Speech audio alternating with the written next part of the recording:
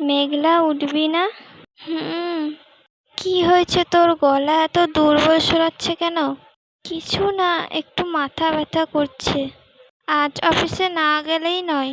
না না, নতুন চাকরি করে এত তাড়াতাড়ি ছুটি নিলে খারাপ দেখাবে। কিন্তু আমি ঠিক আছি। আমি ঠিক আছি কথাটা বলার আগে অন্তত আয়নায় নিজের মুখটা দেখ। মেঘলা, তোর মুখ এত ফ্যাকাশে কেন? কিছু না, একটু ক্লান্ত লাগছে।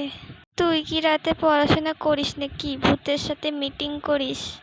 খুব মজা পাচ্ছিস? অবশ্যই। না, আমাকে কাজটা শেষ করতেই হবে।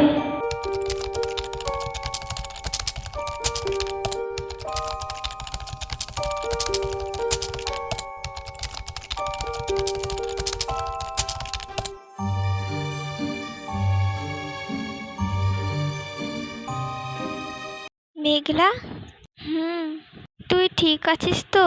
আমি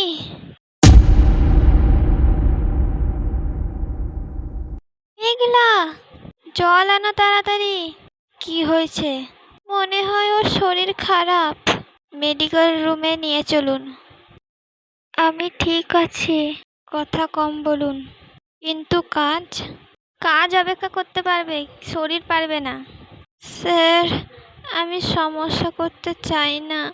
অসুস্থ হওয়াটা সমস্যা না, অসুস্থ হয়েও জোর করে কাজ করাটা সমস্যা। এই ওষুধগুলো সময় মতন খাবেন। স্যার, আপনি এত কষ্ট করলেন কেন? আমি শুধু আমার কর্মীর খেয়াল রাখছি। ধন্যবাদ। দেখলি, আমাদের ম্যানেজার, উনি কারোর জন্য এত চিন্তা করেন। আমি তো কখনো দেখিনি। ব্যাপারটা সন্দেহজনক। কি হয়েছে? কিছু না, অফিস থেকে ফোন এসেছে, সব জানি। ও, তুই নিজের খেয়াল রাখিস না কেন? কাজটা হারানোর ভয় লাগে। আজ আবার পাওয়া যায়, কিন্তু শরীর একটাই।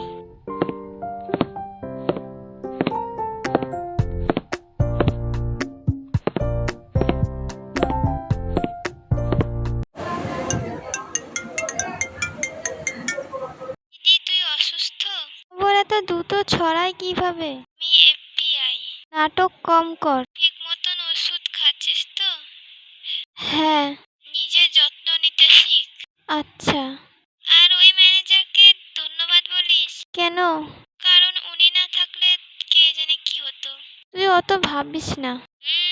কিছু একটা আছে। ফোন রাখ।